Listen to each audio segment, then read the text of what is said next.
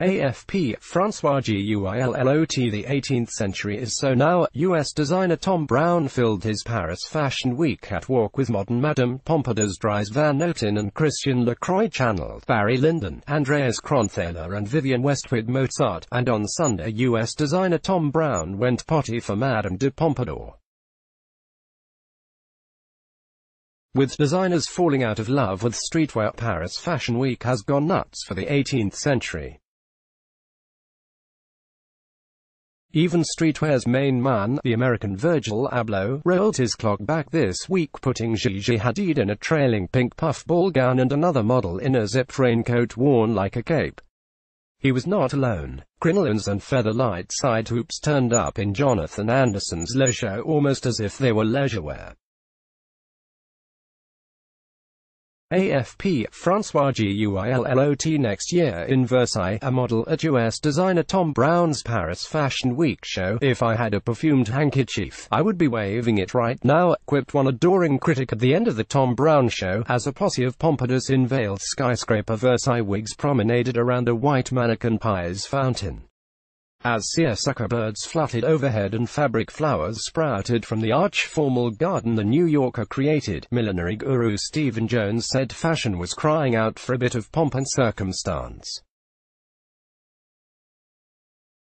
"People want fantasy now. There has been the whole idea of practicality, with sportswear dominating the catwalks for several seasons," said the British hatter who created the show's towering headgear, "but I think people want fantasy now." AFP, Thomas Sampson. Period punk, an 18th-century-inspired gown at Andreas Kronthaler and Vivienne Westwood's Paris Fashion Week show. Britain's queen of punk Vivienne Westwood has always had a soft spot for 18th-century decadence,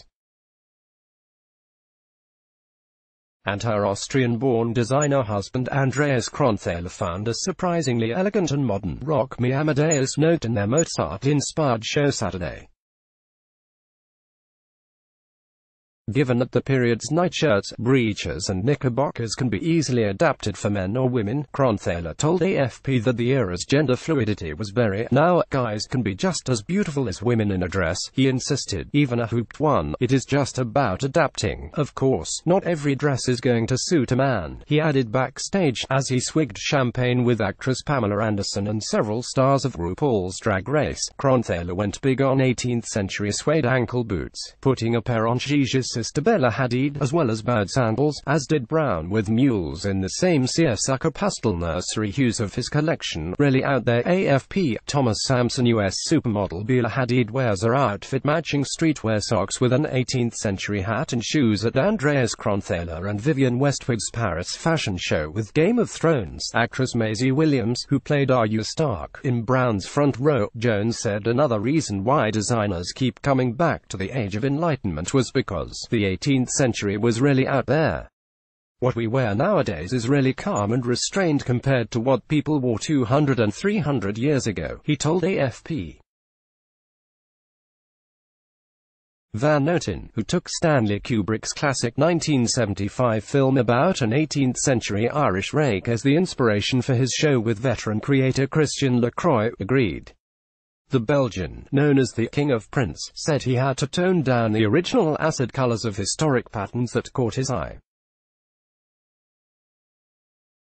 "They were anything but shy," he added.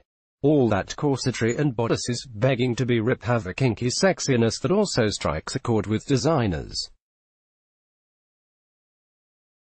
AFP, Christophe Archampault side panniers, a modern take on 18th-century side hoops in the low show at Paris Fashion Week. Fashion's enfant terrible of the moment, Demna Gvasalia, known for his post-Soviet monster models and his cynical take on branding and consumerism, may have made his name with $800 hoodies. But the biggest shock the Georgian cooked up in his show on Sunday was following up a fetish dress with a line of crew-neck velvet crinoline ball gowns that brought to mind Miss Scarlet from the board game Cluedo. With a major exhibition about the 18th century's biggest fashion icon, Marie Antoinette, the queen who lost her head in the French Revolution, opening in Paris next month, the trend is likely to continue.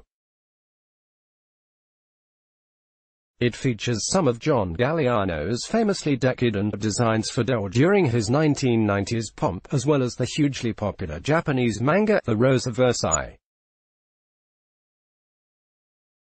AFP, Francois Guillot Final Flourish. The 18th century-inspired hat in the Yohji Yamamoto Paris fashion show. Japanese master Yohji Yamamoto sent out a big black hat Marie Antoinette might have worn to the guillotine as a final flourish if she had been allowed in his Paris show, though his crinolines were more Belle Epoque than Pompadour. Fashion is sometimes very mysterious, Jones said.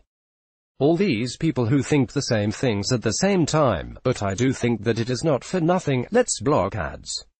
Why?